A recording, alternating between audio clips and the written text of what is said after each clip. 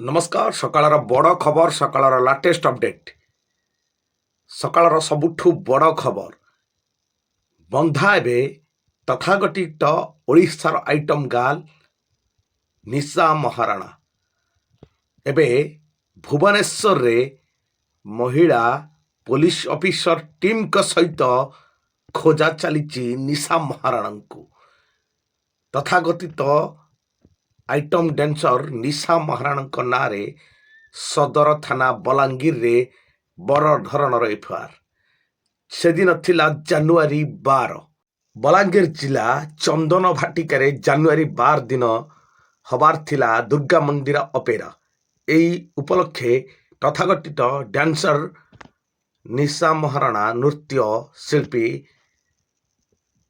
ଅଙ୍ଗଭଙ୍ଗୀ ପ୍ରଦର୍ଶନ କରି ଟଙ୍କା ଲୋଭରେ ଖରାପ ନୃତ୍ୟ ପ୍ରଦର୍ଶନ କରି ଟଙ୍କା ରୋଜଗାରର ନିଶାନା ଧରିଥିଲେ, କିନ୍ତୁ ଜାଣିନଥିଲେ ପରବର୍ତ୍ତୀ ସମୟରେ ନିଆଯିବ ବଡ଼ ଧରଣର ଦୃଢ଼ କାର୍ଯ୍ୟାନୁଷ୍ଠାନ।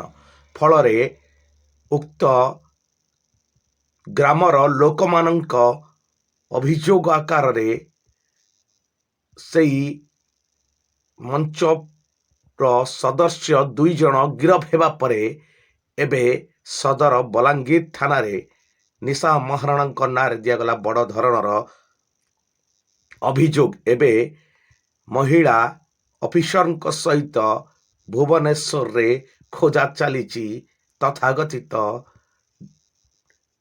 ନୃତ୍ୟଶିଳ୍ପୀ ନିଶା ମହାରଣାଙ୍କୁ। କେଉଁ ମୁହୂର୍ତ୍ତରେ ବି ତାଙ୍କୁ ହୋଇପାରେ ଗିରଫ, କେଉଁ ସମୟରେ ବି ତାଙ୍କୁ ଗିରଫ କରାଯାଇପାରେ।